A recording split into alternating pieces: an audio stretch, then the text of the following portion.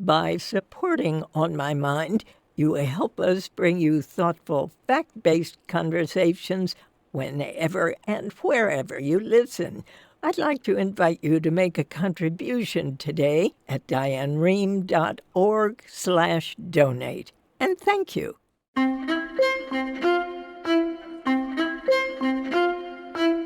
Hi, it's Diane.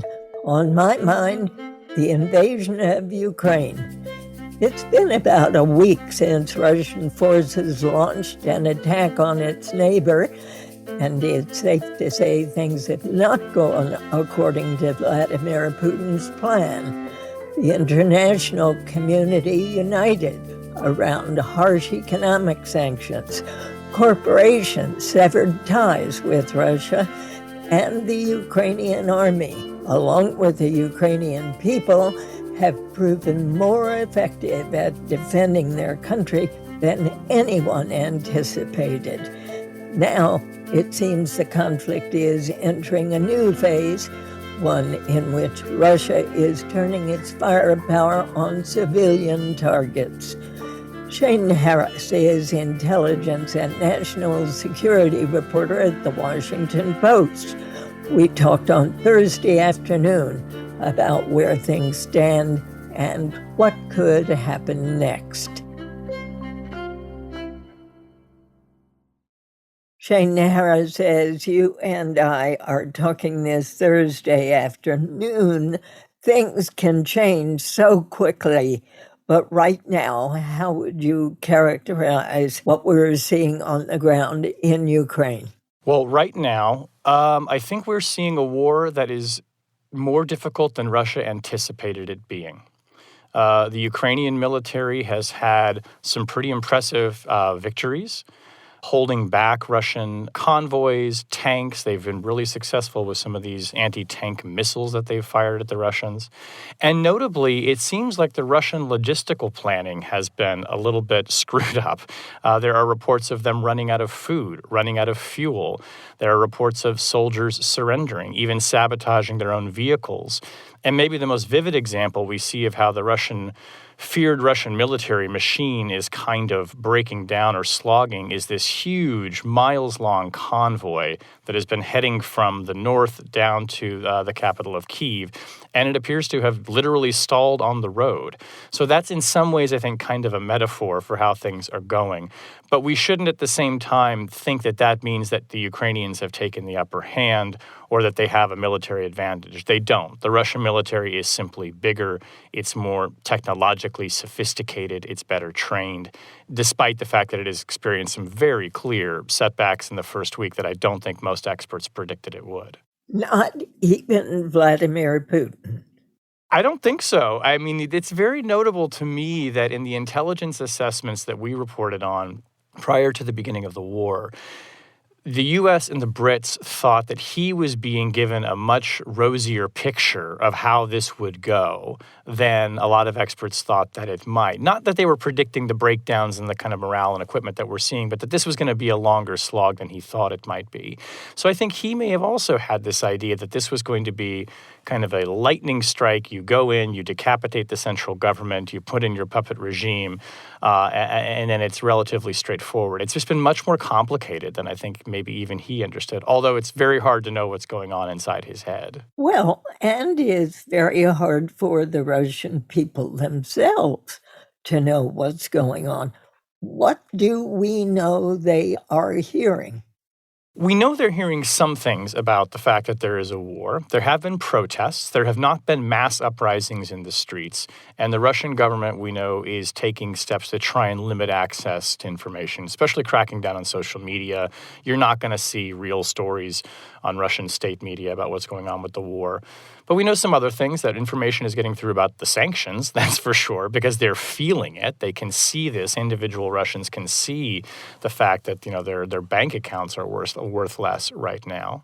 And I think that also it's been notable to me how the Ukrainian government has tried through social media and through even a speech that their ambassador to the United Nations gave the other day to make the world know that Russian soldiers are writing back to their families and saying, we didn't know this is what we were signing up for. Well, they didn't sign up, they were conscripted.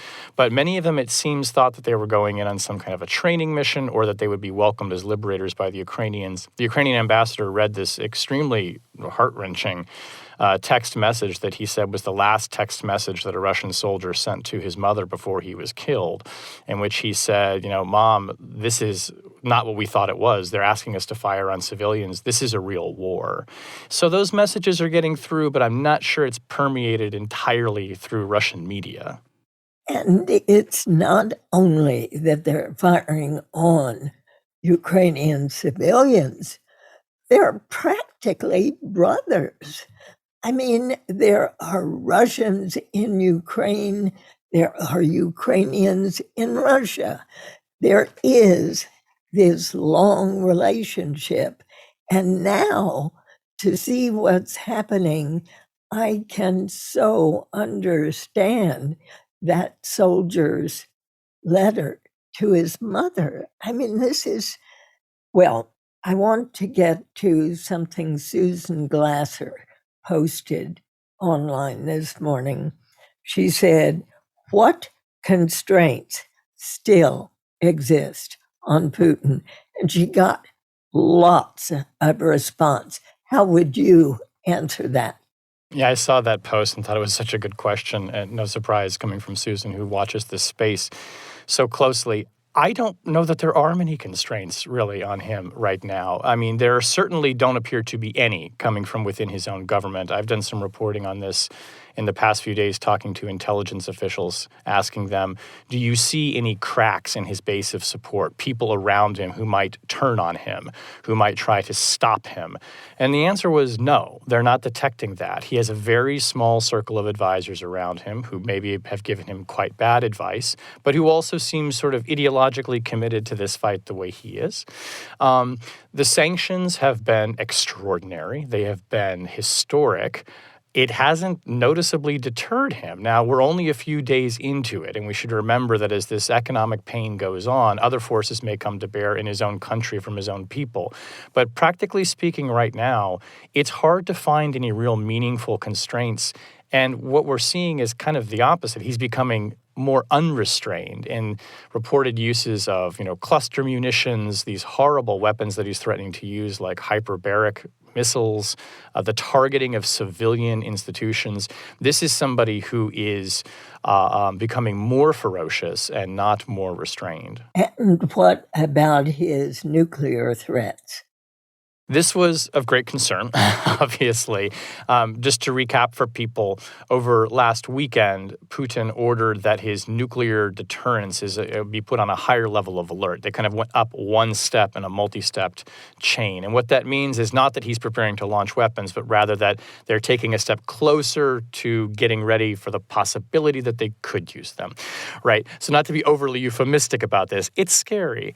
I think what most analysts who certainly I've talked to read into this is not that he is prepared to use a nuclear weapon or what you call a tactical nuclear weapon, which is kind of a smaller one, a smaller yield on a civilian population, but rather that he wants to signal to the West, don't go too far because I might do this. I notably talked to one U.S. official a couple days ago who follows Russia very closely, and he said what he could imagine, and it seems unimaginable, is Putin firing off a tactical nuclear weapon in the atmosphere over some unpopulated area of Ukraine, not killing anyone, but using a weapon in a hostile way as a warning to the West to say, back off.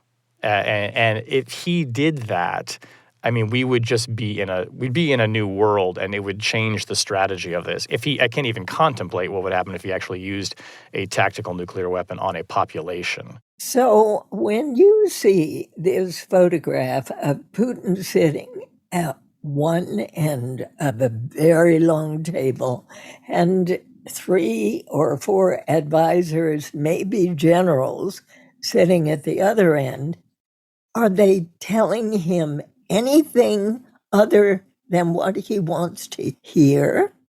I don't know that they are. Every indication that we have is that He is surrounded by yes men and people who just don't tell him no. Now, at the same time, Vladimir Putin, presumably has access to, things like CNN if he really wants to find out how it's going. And he must, at this point, understand on some level that the invasion is not going as quickly, as swiftly as he had hoped. I'm sure that those generals are probably still trying to give him something of a rosy picture. But at some point, Vladimir Putin is going to understand this is taking longer and it's harder than those generals maybe had told him. The image of him sitting so far away from them is also very puzzling. It doesn't project to me and to analysts I've talked to an air of authority. It projects an air of somebody who is trying to keep people away from him, who is isolated. I don't know if he's afraid that they could give him COVID.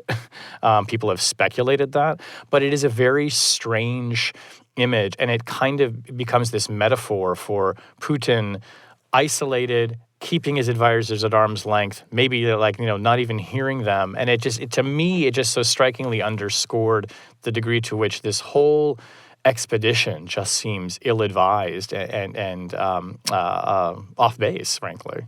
Shane, what do we know about Putin's family? Not a lot. We know that he has 2 children, and he was married to a woman until 2014. But I hesitate on this because so much about his personal life is just not well understood, and he keeps that very secret. I mean, there were these periods some years ago where he sort of disappeared from Russian public view for like a week at a time, and people wondered, was he off visiting a child? Was he having some kind of operation? Like so many dictators, he cultivates this personality, but also only lets people see what they want to see. But what he does have is a lot of money and a lot of assets. And part of the idea of the sanctions has been to be able to go after him and hit him where he lives. And that's one thing that's been a remarkable feature about these sanctions, that they were directed at him, too. But how do they find his assets? That is a great question. I think from talking to intelligence officials, there are some things that they know or suspect about where he may have hidden money, accounts he might use, but this is a very, very opaque financial world. There are some estimates that have been given that Vladimir Putin may be one of the single richest individuals on the planet. Now, that could be because he has so much kind of ownership and investment in state industries. But where his bank accounts are, how he moves money around, I think that is still something of a mystery. To the degree that the intelligence agencies in the U.S. have information on that, they've generally kept it very close hold. I do know, though, after the 2016 election interference, I remember talking to some officials at a big intelligence agency in the U.S. who said, look, there are some things that we do know about his finances. We could expose them. We could try to embarrass him right now as a kind of retaliation for what he'd done. So I think that they're not in the dark, the U.S. government, but it's tough. It's pretty easy for him to hide money. But expose him to whom? If the Russian people aren't getting any of this information, the whole rest of the world assumes what you just said, that he's one of the richest people in the world. And yet, if the Russian people, some of whom are living in total poverty, are not getting the news, what difference does it make? The soldiers are conscripted. They do not volunteer to go in there, and then they find themselves killing people across the border. So again, Susan's question is a very, very good one.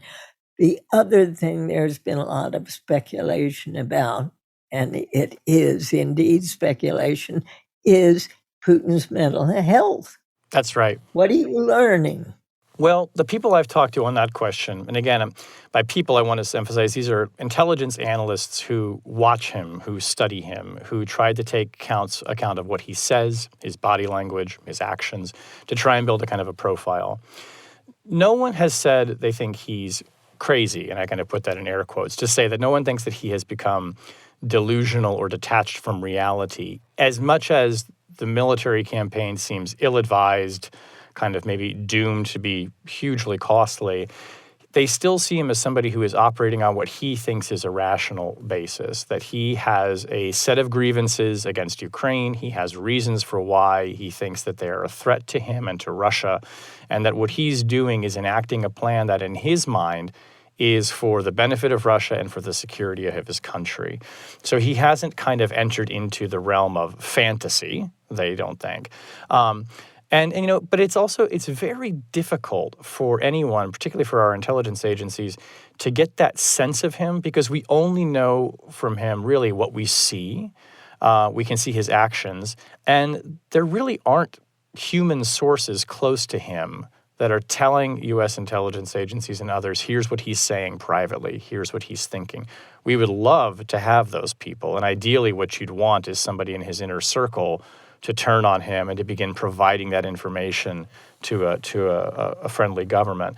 But right now, it's hard to know, but most people I talk to think he is in control of his faculties, even if what he's doing seems insane. Back to his children, do we know where they are? Are they in Russia? It's not even clear to me that they are in Russia. And I think that, you raised the question, and I don't know if this is where you were going with it, but what it brings to my mind is if you knew where his kids were, that is a point of leverage that you can push, whether it's seizing their assets or perhaps even, arresting them. It has come up in a lot of conversations, even before this war began, that one way that the West could get a lot tougher on Russian oligarchs was to squeeze their children. I don't mean to physically harm them, but to cancel their visas, kick them out of schools in England or in the United States where they're studying, seize real estate that they own in some cases in their own name that is presumably actually for the benefit of their parents. So the children, and a couple of children actually of some of these very powerful government officials were targeted with sanctions in the last week. So you're seeing kind of an implementation of this strategy of going after the kids that some governments have contemplated for a while of finding those pressure points to put on their parents, many of whom are very close to Putin and owe their wealth to him. Now a quick break. When we return, the rest of my conversation with Shane Harris.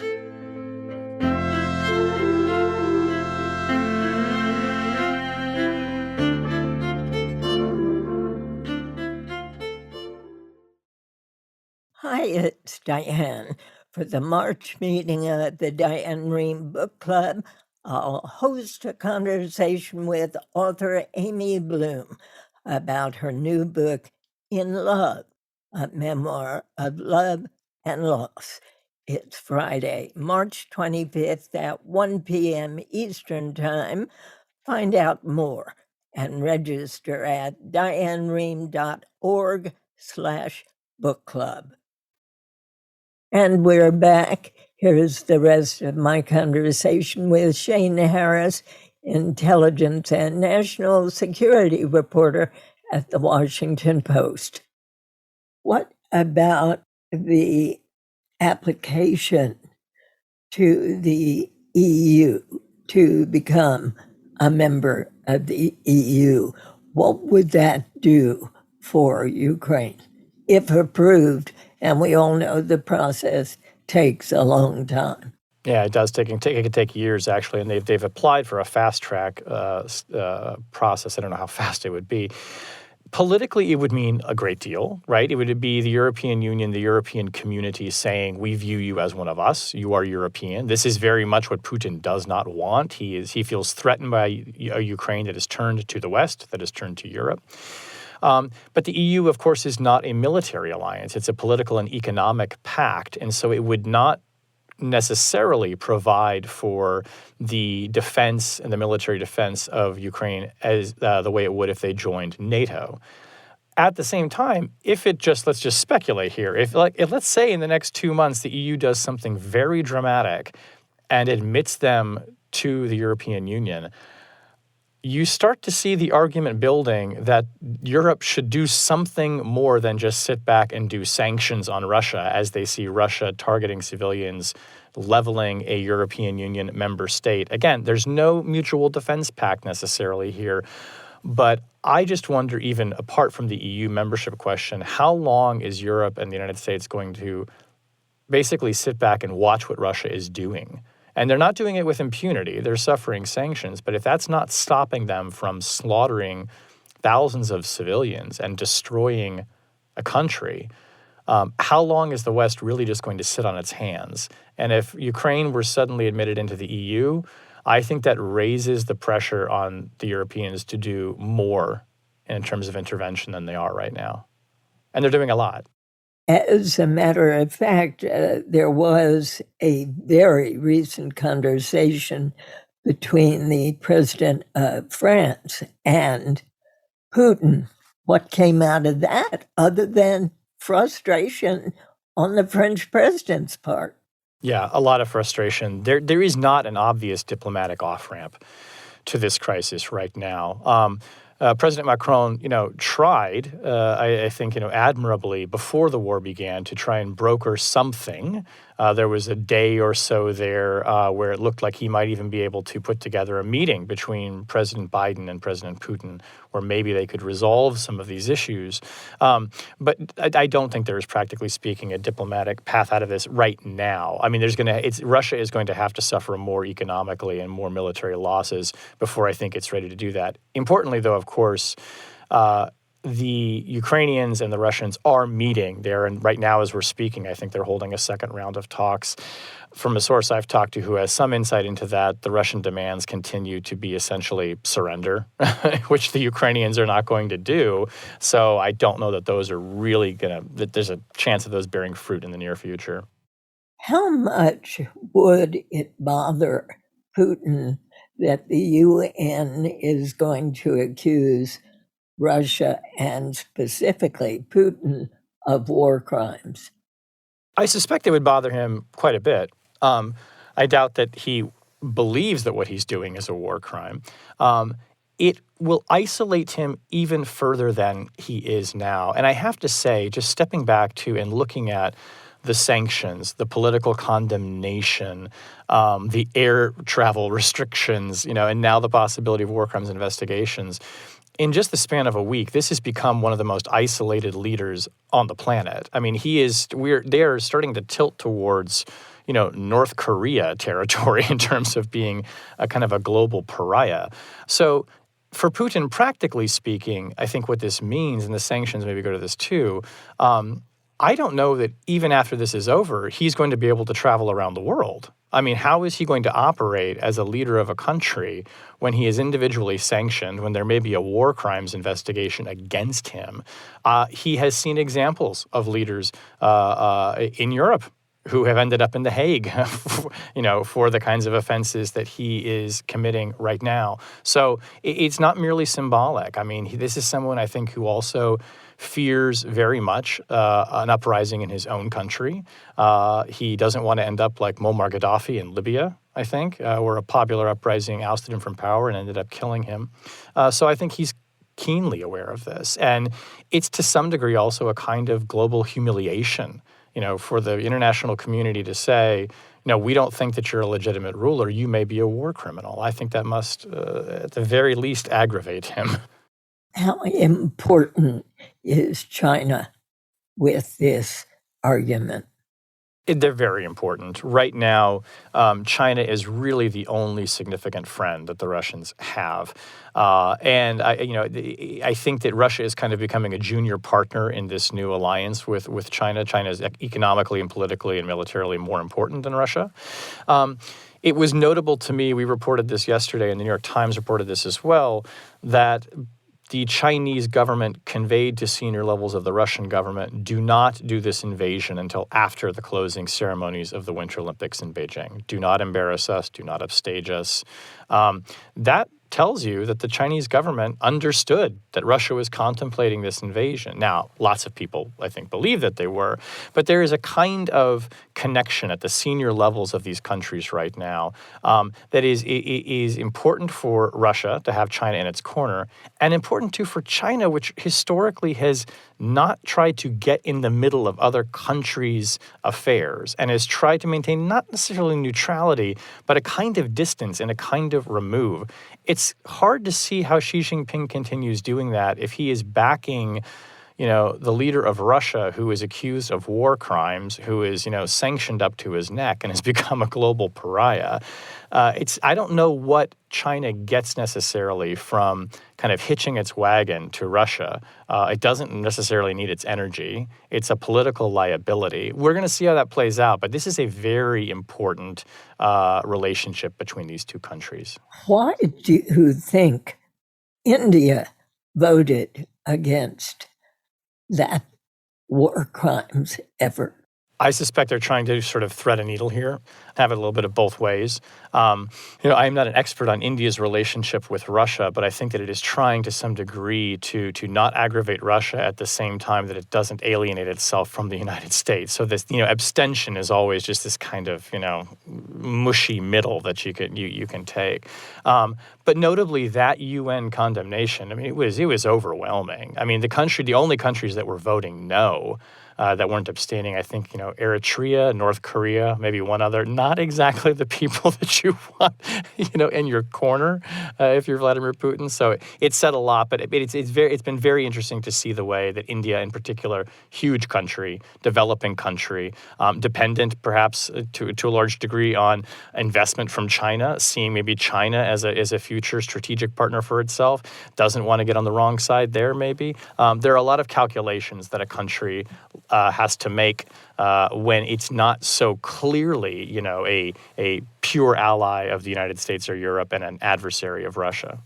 But I must say, as one person tweeted back to Susan Glasser this morning, you have one man holding the whole world hostage. How long can this go on? I don't think it can go on like this for very long. There are so many different factors that stress the tolerance, but I think that, whether it's economic, it's energy. But what you said and what this person responded to Susan is so right that, everything is focused now on Putin. He could end this war today if he wanted. He could end the suffering right now. I don't know how long Ukraine can withstand this Russian military onslaught. I presumed they would have a number of weeks or months, but it doesn't stop there. Now we're talking about what if Ukraine's military is defeated. You're talking about an insurgency by elements of that defeated military and maybe Ukrainian citizens that could go on for months, if not years. Does Ukraine become the new Afghanistan for Russia? I think it's entirely possible. And what does that mean for Europe if they decide we are going to stop taking gas from Russia, or Russia cuts off gas from them? There are so many, as profoundly difficult as this has been the past week and as much trauma as there has been, there could be so much more. It could get so much harder for many, many countries, not just Ukraine. There's going to be a real question, I think, of how long the West lets this go on. I know that President Biden has said he will not send U.S. forces to Ukraine.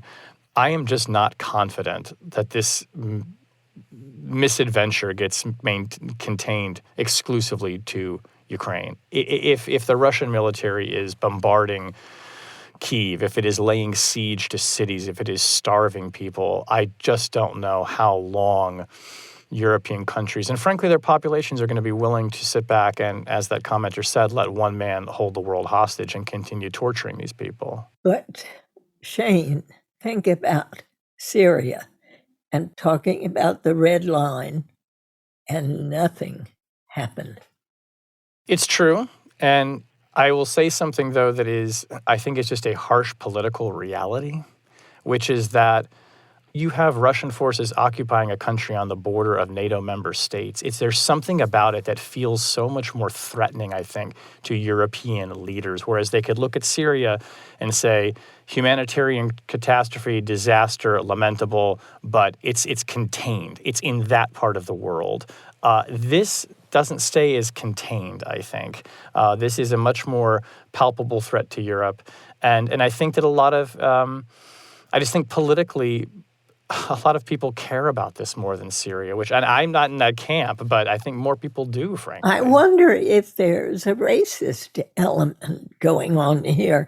We've seen and heard that several members from other countries individuals in Ukraine have tried to cross the line into Poland and have been rejected. In Syria, you have a different racial bias, perhaps. You wonder whether race is at work here. I think it is. And you've even seen this. There have been some very interesting articles written in the past couple of days analyzing how commenters and experts in the media talk about what's happening. And the upshot of it is that you hear people saying, in so many words, wow, these are white Europeans fleeing for their lives. These people look like me, right? They look like us. And so, yes, I think, to me, it's just undeniable that race kind of, colors this, if you'll forgive the figurative speech there, in that it's easier, I think, for maybe people in Europe to look at a Ukrainian, someone, or, who looks more like them and kind of say, well, that could be me, than if they're looking at, an Arab from Syria or someone with a different skin color who they say, oh, but, those poor people in the world have always suffered like that. But that's a world away. Now, that changed to a large degree when Syrian refugees started showing up in Europe. And those people were not always welcome in so many of these countries. So I do think that this plays a dynamic in that, and also the fact that, Ukraine is in Europe and it's on the doorstep of these NATO countries. So the military threat it's palpable. It's right there across the border for so many of these countries in Europe. And what about President Biden? What kind of job do you think he is doing? I have to say that this administration has been pretty impressive in the way that they managed a couple of aspects of the run-up to this war. They were very smart and strategic about releasing and declassifying intelligence that showed what the Russians were doing, satellite photos that showed military buildup, information that they had from intelligence sources about internal Russian planning, false flag operations, these kinds of things. That helped focus the world's attention and start to build an international coalition against Russia. President Biden has been resolute and very clear with the American people that he's not going to send U.S. forces to Ukraine, that he is paying attention to rising gas prices. We're now, though, entering a phase of this conflict where there is comparatively less that is under his control. He can decide when to release information to try and, pressure Russia to back down. This is not a war, though, that he can manage in that way. So I'm going to be paying very close attention to how sensitive he is to energy prices, which are already going up with inflation and are only going to go up more because of what's happening. And as well, if his rhetoric at all shifts on the question of military force. I'm not saying he's going to send troops, but you could imagine a situation in, which we start to contemplate that there's something else militarily we have to do, more military aid, possibly trying to enforce a no-fly zone, although they say that is off the table right now. They are very quick to say that would be a bad idea, and it might be. But, President Biden doesn't get to decide how Vladimir Putin operates militarily, but he does have to respond to it somehow. Before we close, is there anything else you'd like to say? It's been, this whole experience has been so emotional for so many people. And I would just like to, if I could, take my hat off to my journalist colleagues who are in Ukraine right now, who are risking their lives to bring us this story. There are a couple of folks who are there who are longtime friends of mine who I stay in touch with. I talked to one the other day and said, are you contemplating when is the moment that you're going to leave Kyiv? And her response was, right now, it's safer to stay and more dangerous to try to get out because they don't know what they would encounter on the roads in terms of Russian forces. So, people are suffering, and the journalists are taking really great risks to bring us this story. I'm reporting on this from the comfort of my home and the safety of Washington, and I don't take that for granted. And we're all working hard too. But they are doing a great service, and it's commendable what they're doing. Shane Harris, always a pleasure to talk with you. Thank you. Likewise. Thanks for having me, Diane. It's great to talk to you. That was Shane Harris, intelligence and national security reporter at the Washington Post. And that's all for today. We welcome your feedback and suggestions. You can find us on Facebook and Twitter, or send us an email via our podcast at wamu.org. Our theme music is composed by Jim Brunberg and Ben Landsverka of Wonderly. The show is produced by Allison Brody. Our engineer today is Adrian Danhauser. I thank you for listening. I hope you're well and stay well. I'm Diane Rehm.